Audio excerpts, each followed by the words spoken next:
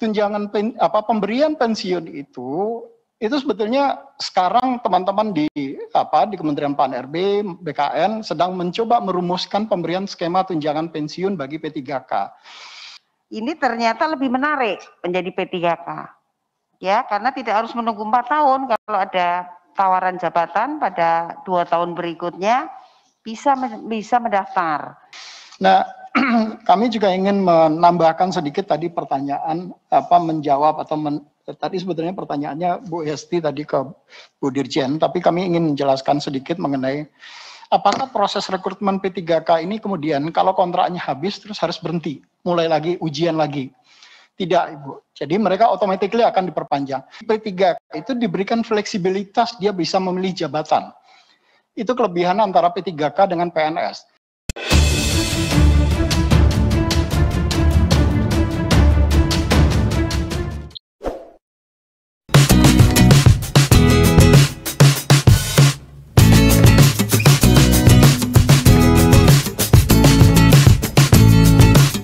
Nah, kami juga ingin menambahkan sedikit tadi pertanyaan menjawab atau tadi sebetulnya pertanyaannya Bu Hesti tadi ke Bu Dirjen, tapi kami ingin menjelaskan sedikit mengenai apakah proses rekrutmen P3K ini kemudian kalau kontraknya habis terus harus berhenti, mulai lagi ujian lagi.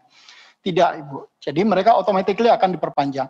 Kecuali, jadi di P3K itu diberikan fleksibilitas, dia bisa memilih jabatan.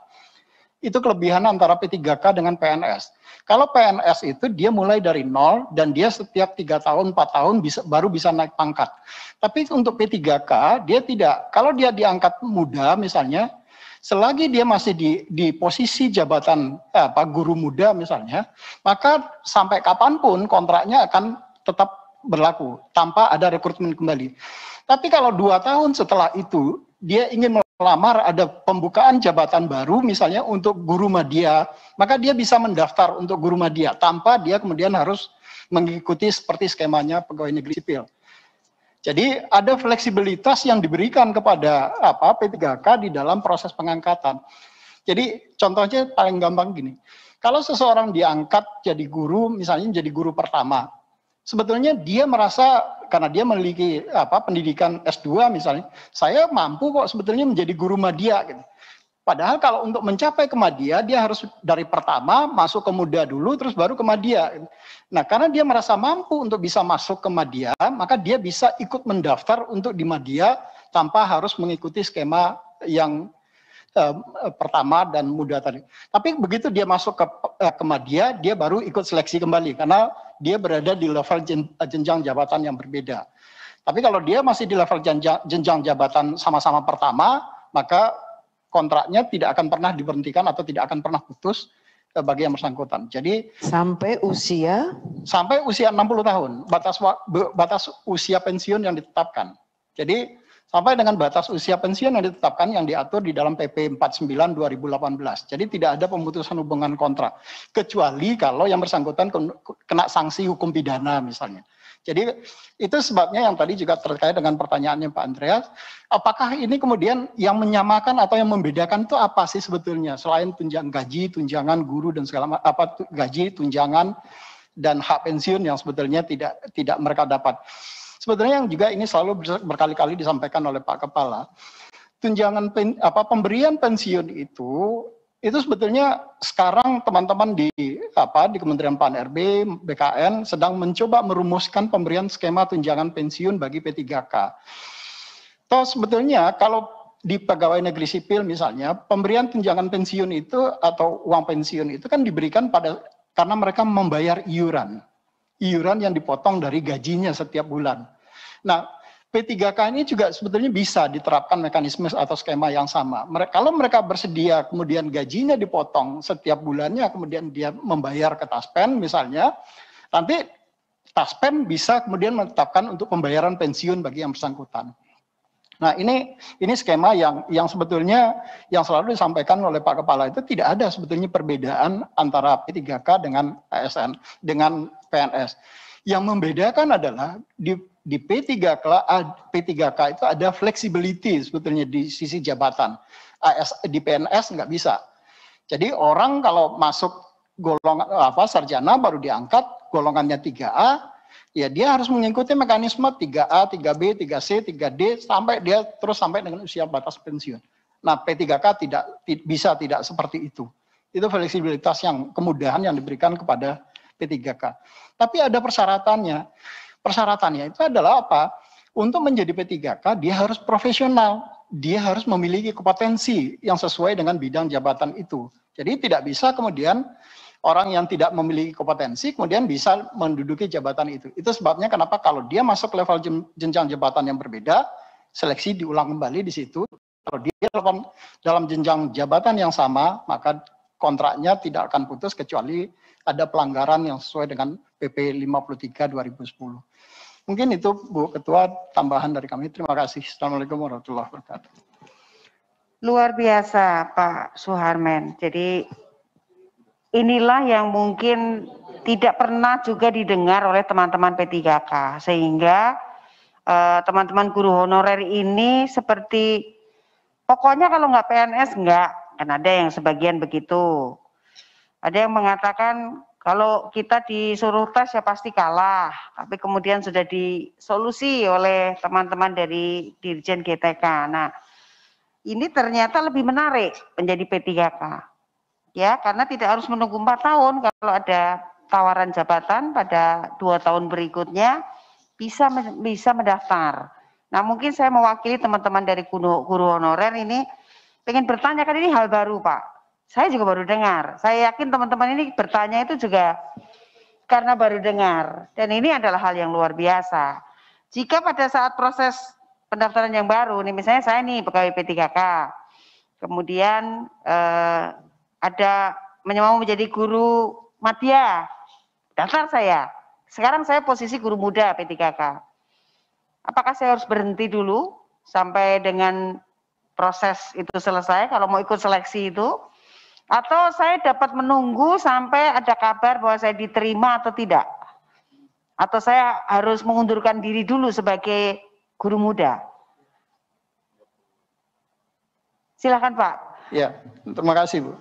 Jadi memang seseorang itu tidak boleh menduduki jabatan yang sama. Iya. Pada posisi satu orang menduduki jabatan yang sama, itu tidak diizinkan. Jadi apakah kemudian pada saat yang bersamaan dia kemudian bisa apakah dia harus mengundurkan diri terlebih dahulu atau sebetulnya menunggu sampai dengan proses pengumuman yang bersangkutan diterima. Iya.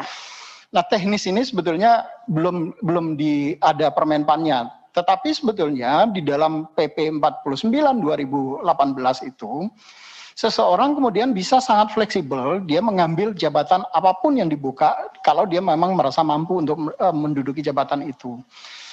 Nah, aturan teknisnya bisa nggak sih dia kemudian apakah dia bersangkutan harus diberhentikan dulu kemudian baru dia mendaftar?